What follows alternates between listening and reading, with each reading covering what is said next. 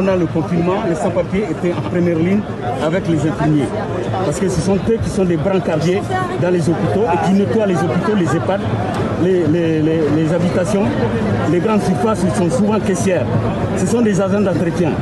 Donc la France a pris des mesures par rapport au chômage partiel.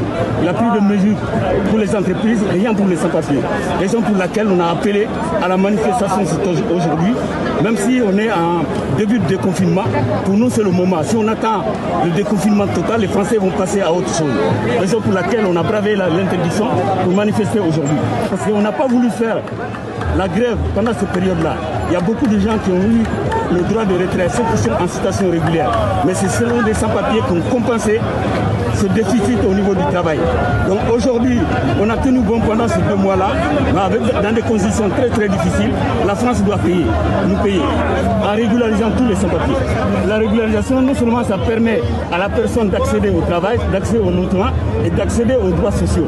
Et la plupart des sans-papiers aujourd'hui sont entre 16 à 28 ans. Donc ces périodes-là, ils n'ont pas besoin de soins. Donc c'est utile pour l'économie française. Voilà. Donc si on est en situation irrégulière, on ne peut pas faire des tests, on ne peut pas faire des examens. Ils ont peur d'aller dans les hôpitaux.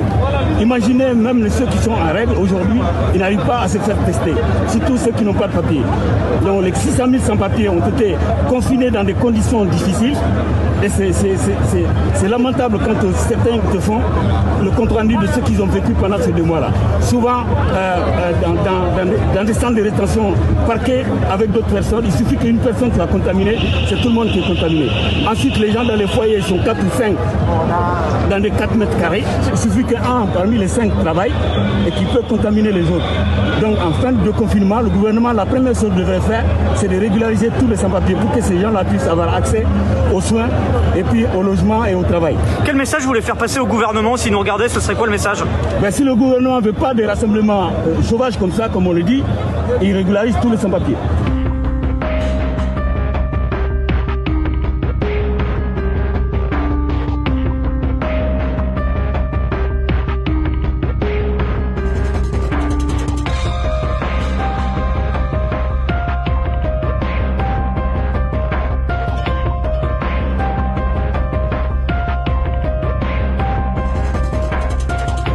Aujourd'hui, ils sont avec nous, ils travaillent avec nous, ils prennent le transport avec nous, ils sont nos voisins. Et pourquoi aujourd'hui on les traite autrement, comme des hommes de seconde zone ou de second degré? C'est juste inadmissible, on est au XXIe siècle. C'est l'homme qui a créé les papiers, c'est pas les papiers qui créent l'homme.